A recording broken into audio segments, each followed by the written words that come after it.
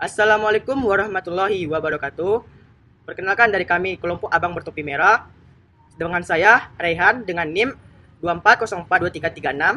Saya Theo Mas Rindo dengan NIM 24042385. Saya Arin Maulana dengan NIM 2404-2012. Baiklah, kami akan menjelaskan hubungan ilmu administrasi negara dengan ilmu-ilmu lainnya.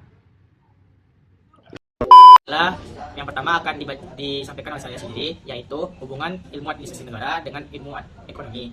Yaitu yang pertama, kebijakan ekonomi administrasi negara. Negara memiliki implementasi ekonomi, memberikan dasar teori. Yang kedua, anggaran publik administrasi mengolah ekonomi, memberikan pemahaman alokasi efisien. Yang ketiga, perencanaan pembangunan administrasi, melaksanakan ekonomi membantu analisis. Yang keempat, regulasi pasar administrasi, menerapkan ekonomi menganalisis dampak. Yang kelima, pelayanan publik administrasi, menyediakan ekonomi, mengoptimalkan kelayakan pasar. Yang keenam, kebijakan fiskal moneter administrasi, mengimplementasikan ekonomi, memberikan landasan teori. Yang ketujuh, analisis kebijakan administrasi, mengevaluasi ekonomi, menyediakan metode pengukuran. Intinya, administrasi negara berfokus pada implementasi dan manajemen, sementara ilmu ekonomi menyediakan teori dan alat analisis untuk memperputuskan yang lebih dalam mengolah negara. Baiklah, saya akan menjelaskan materi yang kedua, yaitu kaitan ilmu administrasi negara dan ilmu hukum. Ilmu administrasi negara dan ilmu hukum memiliki kaitan yang sangat erat. Berikut adalah beberapa poin penting mengenai hubungan kedua ilmu tersebut. Yang pertama, dasar hukum. Administrasi negara dijalankan berdasarkan hukum yang berlaku. Hukum memberikan kerangka dan landasan bagi pelaksanaan administrasi negara. Yang kedua, regulasi ilmu hukum menyediakan perangkat untuk membuat dan menginterpretasikan regulasi yang mengatur administrasi tersebut. Yang ketiga, legalitas hukum. Setiap tindakan dalam administrasi negara harus memiliki dasar hukum yang jelas untuk menjamin legalitasnya. Yang keempat, perlindungan hak. Hukum berperan dalam melindungi hak-hak warga negara dalam interaksinya dengan administrasi negara. Yang kelima, penyelesaian sengketa. Ilmu hukum menyediakan mekanisme untuk menyelesaikan sengketa yang mungkin timbul dalam pelaksanaan administrasi negara. Yang keenam, akuntabilitas. Hukum menegakkan akuntabilitas dalam administrasi negara melalui berbagai instrumen hukum. Yang ketujuh, reformasi birokrasi.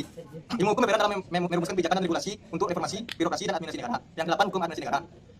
Itu cabang khusus ilmu hukum yang secara spesifik mengatur tentang administrasi negara. Yang kesembilan, etika pelayanan publik. Hukum membantu merumuskan dan menegakkan standar etika dalam pelayanan publik. Yang ke-10, kebijakan publik. Ilmu hukum memberikan landasan legal bagi perumusan dan implementasi kebijakan publik dalam administrasi negara.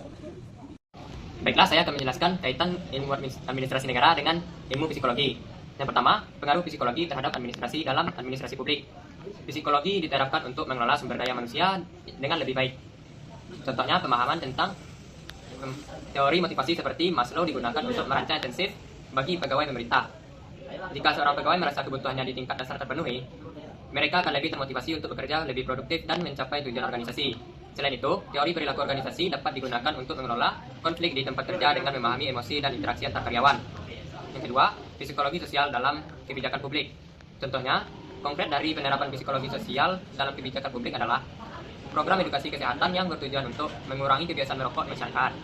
Dengan menggunakan teori norma sosial dari psikologi sosial, pemerintah dapat mempengaruhi persepsi masyarakat tentang merokok melalui kampanye yang menekankan bahwa perilaku merokok tidak lagi dianggap normal atau diterima secara sosial. Pendekatan ini sering lebih efektif daripada peraturan hukum semata. Penelitian dan pengembangan kebijakan dalam pengembangan kebijakan sosial, seperti kebijakan pengentasan kemiskinan. Pengetahuan tentang dinamika kelompok dan pengambilan keputusan sangat penting. Misalnya, ketika pemerintahan merancang program bantuan sosial, mereka menggunakan penelitian psikologis untuk memahami bagaimana orang dalam kelompok rentan membuat keputusan tentang pengeluaran mereka. Dengan data ini, kebijakan dapat diatur agar lebih relevan dengan kebutuhan dan perilaku masyarakat, sehingga implementasinya lebih berhasil dan tepat sasaran. Baiklah, sekian dari kelompok kami. Banyak salah, mohon maaf. Assalamualaikum warahmatullahi wabarakatuh.